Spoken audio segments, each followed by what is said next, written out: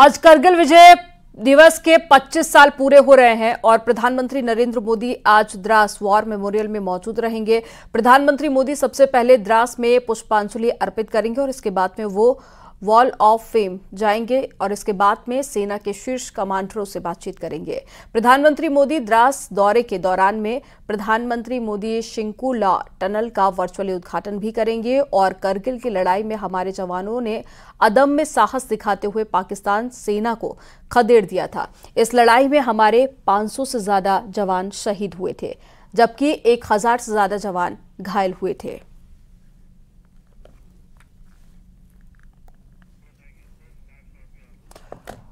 तो आज प्रधानमंत्री नरेंद्र मोदी द्रास पहुंचेंगे, जहां पर एक बड़ी सौगात भी देंगे और करगिल युद्ध में जो जवान शहीद हुए हैं उनको श्रद्धांजलि देंगे, पुष्पांजलि अर्पित करेंगे और साथ ही उनके जो परिजन हैं, जो योद्धा इस लड़ाई में शहीद हुए थे, उनके परिजनों से भी प्रधानमंत्री नरेंद्र मोदी मुलाकात कर सकते हैं। तो शहीद जवानों को श्रद्धांजलि देने के लिए प्रधानमंत्री नरेंद्र मोदी आज पहुंचेंगे और दुनिया की सबसे ऊंची सुरंग का आज शिलान्यास होगा और प्रधानमंत्री नरेंद्र मोदी आज पहुंचेंगे।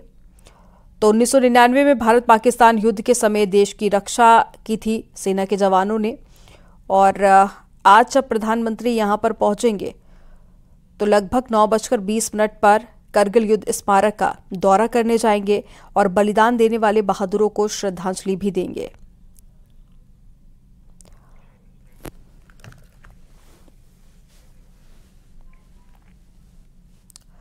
करगिल विजय दिवस पर सीएम योगी आदित्यनाथ लखनऊ में हो रहे कार्यक्रम में शामिल होंगे। सीएम योगी आज 2 कार्यक्रम में शामिल होंगे। सीएम करगिल स्मृति वाटिका जाएंगे और शहीदों को श्रद्धांजलि देंगे। सीएम योगी शहीदों के परिवार के लोगों से मुलाकात भी करेंगे।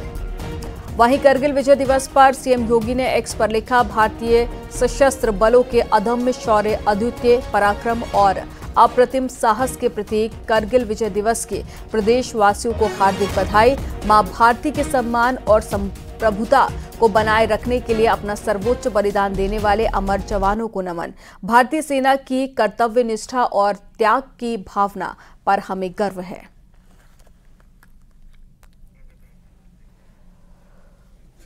तो मुख्यमंत्री योगी आदित्यनाथ ने शहीदों को नमन किया और जो ट्वीट किया वो भी हम आपको बता रहे हैं। साथ ही कई जगह पर आज कार्यक्रम का आयोजन किया जाएगा। यूपी के लखनऊ में भी कार्यक्रम होगा जिसमें आज मुख्यमंत्री योगी आदित्यनाथ शामिल होंगे और साथ ही उत्तर प्रदेश के भी कई ऐसे परिवार थे जिन्होंने उस वक्त अपनों को खोया था और शहीदों के परिजनों से आज मुख्यमंत्री योगी आदित्यनाथ भी मुलाकात करेंगे।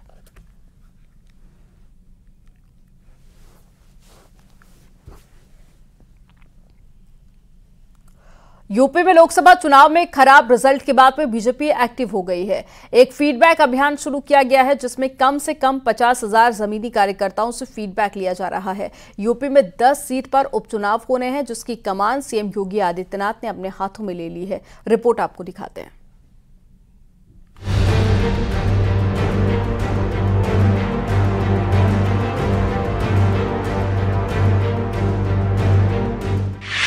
लोकसभा चुनाव के बीजेपी को मिले खराब रिजल्ट के बाद यूपी में 10 सीटों पर होने वाले विधानसभा चुनाव की कमान सीएम योगी ने अपने हाथ में ले ली है। सीएम योगी ने 10 सीटों पर उपचुनाव की तैयारी तेज कर दी है।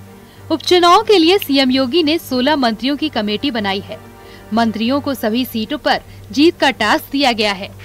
कानपुर में कैबिनेट मंत्री सुरेश खन्ना और आबकारी मंत्री नितिन अग्रवाल ने बैठक की। सीसामऊ विधानसभा में उपचुनाव के लिए कार्यकर्ताओं के बीच जिम्मेदारी बांटी गई। कार्यकर्ताओं से कहा गया कि वो आगामी चुनाव को लेकर अपनी कमर कस लें। इस बार हर हाल में सीसामऊ विधानसभा में कमल खिलना है। एक विषय है हमारे सामने, जो हमारा उद्देश्य है कि हम सीसामऊ का चुनाव कैसे जीते, इसके संबंध में हम आपके बहुमूल्य सुझाव सुनना चाहते हैं। राजनीतिक विश्लेषकों का मानना है कि उपचुनाव योगी के शासन और यूपी बीजेपी की संगठनात्मक ताकत के लिए लिटमस टेस्ट होगा।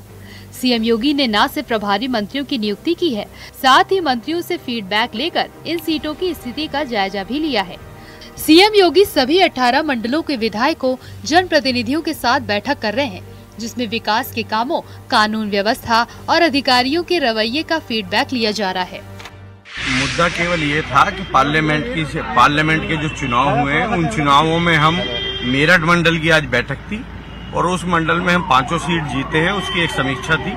वो विस्तार रूप से कि कौन से विधायक के क्षेत्र में कितनी वोटों से हम चुनाव जीते हैं, उसके ऊपर समीक्षा थी। अधिकारियों को लेकर भी तमाम शिकायतें हो रही हैं मुख्यमंत्री जी से, क्या बातचीत हुई अधिकारियों को लेकर? जो अपना फीडबैक है अपनी अपनी विधानसभा को माननीय मुख्यमंत्री जी को दिया है और उन्होंने पूरा सुनकर आश्वासन दिया है कि आगे सब ठीक हो रहा है। माननीय मुख्यमंत्री जी मंडलवार समीक्षा करते हैं, तो चुनाव के बाद ये पहली ऐसी बैठक थी जिसमें लोकसभा चुनावों में, क्योंकि मेरठ मंडल में हम सभी सीटें जीते हैं, तो जहां हमारा मार्जिन बढ़ा है, किस विधानसभा में घटा है, तो कहीं हार भी हुई है किसी विधानसभा में, भले हम लोकसभा जीते हैं, तो वहाँ कारण क्या रहे और वोट कैसे बढ़ सकती हैं, तो उसमें कई कारण निकल के आए, जैसे वोटर लिस्ट में गड़बड़ी है या कहीं ना कहीं एक अफवाह उड़ाना।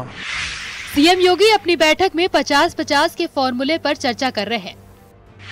जनप्रतिनिधि की जीत में 50% पार्टी की भूमिका, जनप्रतिनिधि की जीत में 50% प्रत्याशी की भूमिका, अधिकारियों की कमियों के सबूत लाएं, कार्रवाई होगी, जनता की समस्याएं सुने, समाधान करवाएं, अधिकारी आनाकानी करे तो मुझे शिकायत करें, सोशल मीडिया पर सभी विधायक सक्रिय रहें, विपक्ष के झूठे दावों की पोल खोलने का काम करें, आरक्षण संविधान खत्म करने के झूठ को सामने लाएं।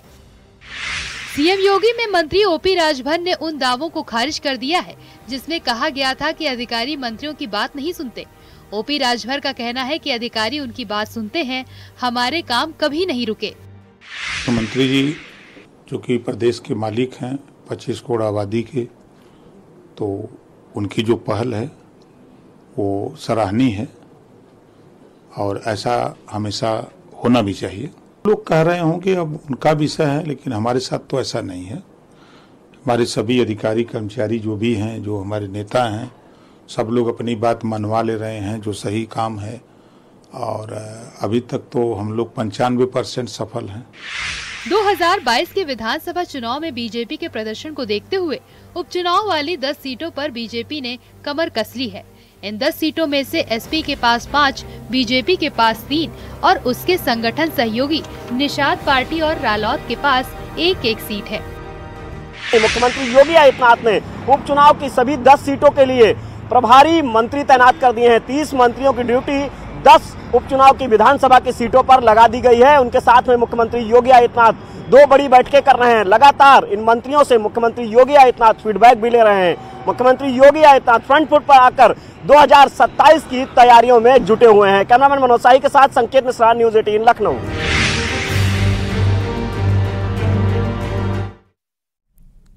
अमरोहा के हसनपुर में एक महिला 3 दिन से लापता थी और महिला की बरामदगी को लेकर परिवार वालों ने कोतवाली में हंगामा कर दिया और महिला की हत्या का शक जाहिर किया।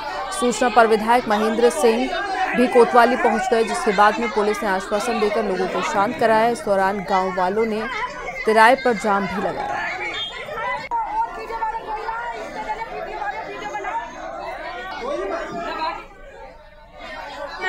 हमें तो मरीज है तो हम अपने हाथ से सुंगा कोई वो ना।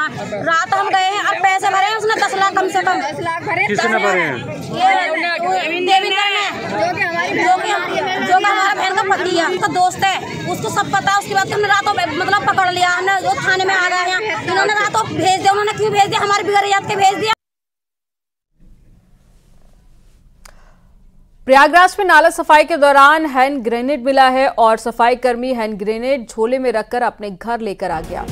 कुछ लोगों ने उसे हैंड ग्रेनेड होने की जानकारी दी। उसके बाद में जॉर्ज टाउन पुलिस को इसकी जानकारी दी गई। पुलिस ने तुरंत कंट्रोल रूम और बीडीएस टीम को इसकी जानकारी दी। मौके पर पहुंची बीडीएस की टीम ने आसपास के घरों को खाली कराया और गड्ढा खुदवाकर 40 मिनट में डेमोलिशन सेट के जरिए डिफ्यूज किया। आपको बता दें कि हैंड ग्रेनेड में लगभग 10 साल से जमीन में दबे होने की वजह से जंग लगा हुआ था।